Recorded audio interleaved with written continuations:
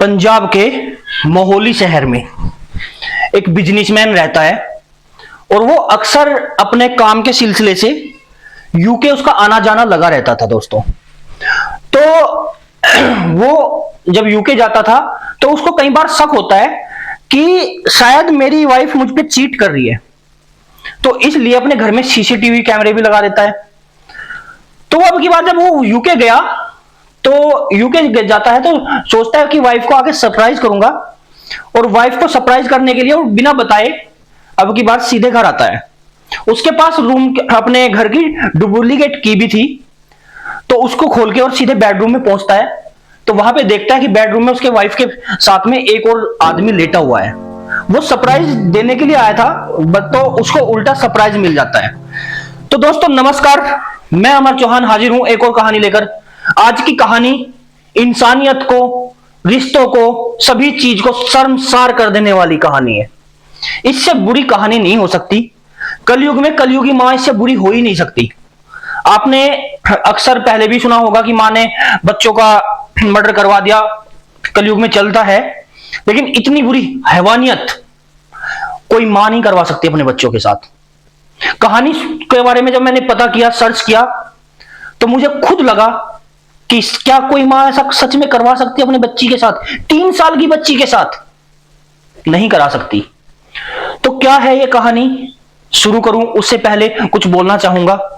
दोस्तों दो लोगों ने चैनल को सब्सक्राइब किया है, उनका धन्यवाद।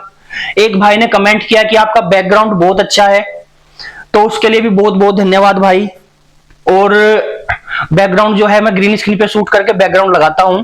हालांकि बैकग्राउंड भी मैंने खुद डिजाइनिंग किया है, क्योंकि वीडियो एडिटिंग भी खुद ही करता हूं मैं, और थंबनेल वगैरह खुद डिजाइन करता हूं। तो चलिए अब ज्यादा देर ना लेते हुए कहानी की ओर बढ़ते हैं। तो दोस्तों अब एक बिजनेसमैन की शादी होती है 17 अप्रैल 2021 में। इनकी शादी होती है और शादी के बाद में ये आराम से परिवार को लेकर मोहाली में रहने लगता है। धीरे धीरे समय बीतता है और इनको एक बेटी हो जाती है। सब कुछ अच्छा चल रहा था। बिजनेसमैन अपने बिजनेस के सिलसिले से अक्सर यूके जाया करता था, तो यूके में उसका आना जाना लगा रहता है, उसे कोई दिक्कत नहीं होती। तो एक बार, 2 बार होता है, 3 बार होता है, उसकी वाइफ का कॉल जो है वो बिजी रहने लगता है।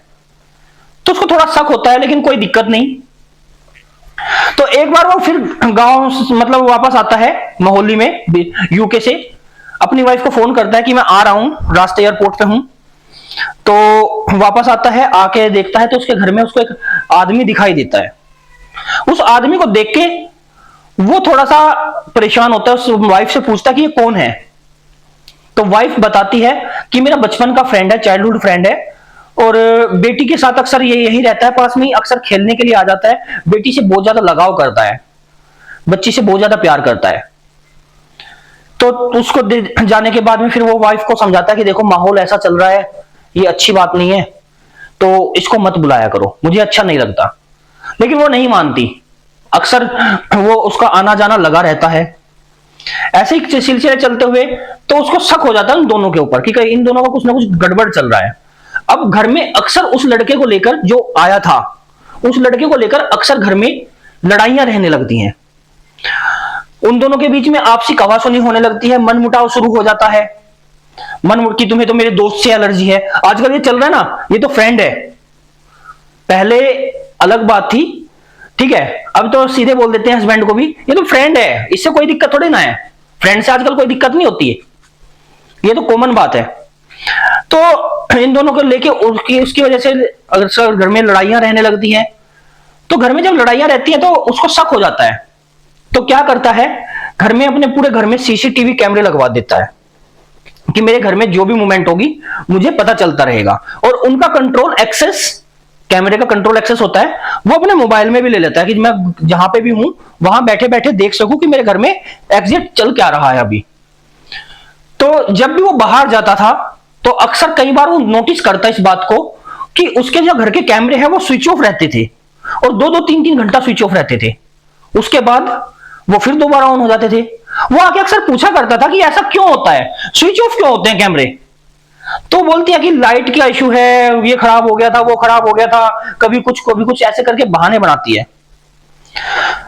तो ऐसे चलते हुए अभी ये कुछ दिन पहले दोबारा यूके जाता है बिजनेस के सिलसिले में, और बिजनेस के सिलसिले में यूके जाके सोचता है कि वाइफ को सरप्राइज दूंगा, अब की बार बताऊंगा नहीं, और सीधे घर चला जाता है। कुछ कपड़े, कुछ खरीदारी करके रास्ते में से, और बच्ची थी छोटी, उसकी भी कुछ खरीदारी करता है और लेके चला जाता है। तो जाके जैसे ही घर का दरवाजा खोलता है तो इसे कोई सामने दिखाई नहीं देता। जब कोई सामने नहीं दिखाई देता तो ये बेडरूम की ओर बढ़ता है, तो वहां पे कुछ आवाजें आ रही थी, तो ये रुक जाता है। जब कुछ आवाजें सुनाई देती है तो रुकता है, पहले सुनता है कि किसकी आवाजें हैं। तो उसे पता चलता है कि एक तो मेरी वाइफ की आवाज है और दूसरी कोई आदमी है उसके साथ में। तो वो बाहर खड़े होते ही कैमरा एक्सेस करता है, तो कैमरा एक्सेस में पता चलता है कि कैमरा ऑफ है, जो कि अक्सर कई बार हुआ करता था पहले भी। तो कैमरा एक्सेस नहीं होता तो सीधे बेडरूम में पहुंचता है, तो देखता है कि उसकी बीवी किसी और की बाहों में है और उसका खून खोल उठता है। वो बोलता है कि तू तो फ्रेंड बोल रही थी, ये क्या हो रहा है मेरे घर में। तो बोलते हैं कि ये तो कॉमन बात है, ऐसे करके लड़ाइयां होने लगती हैं। तो जब लड़ाई दोनों के बीच में बढ़ती है तो वो जो तीसरा शख्स था वो बीच में आता है और वो इस बिजनेसमैन को धमकाता है कि ऐसा है कि मैं सुपर कोप हूं, मतलब पुलिस में हूं, और मेरे इसको अगर तूने परेशान किया, इससे तलाक की कोशिश की या इसको छोड़ने की कोशिश की, तो मैं तुझे बहुत नुकसान पहुंचाऊंगा, ये तेरे और तेरे परिवार के लिए बहुत खतरनाक होगा। और रही बात हमारे अफेयर की, ये तो ऐसे ही चलता रहेगा।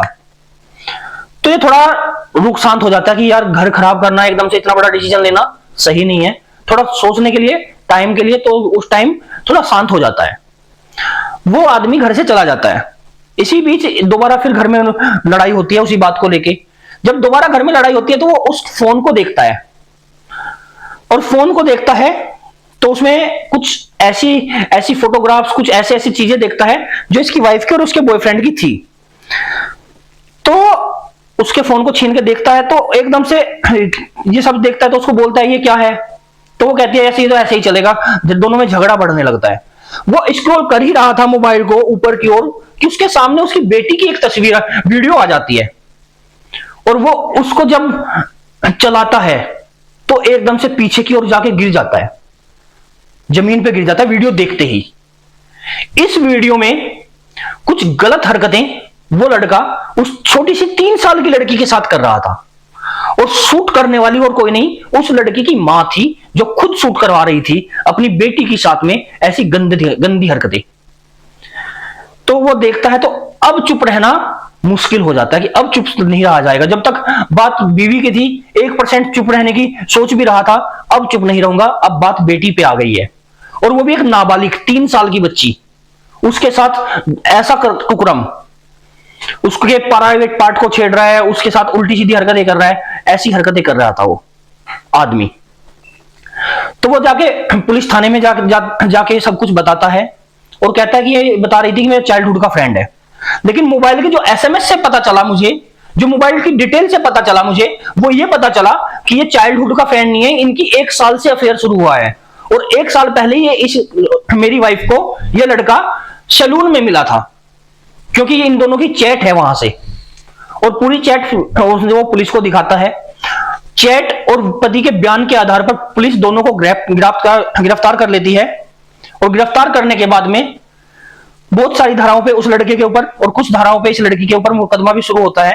हालांकि मेडिकल जांच भी की जाती है लड़की की, जो छोटी बच्ची थी, उसमें भी पाया जाता है कि लड़की के साथ में दुष्कर्म हुआ है।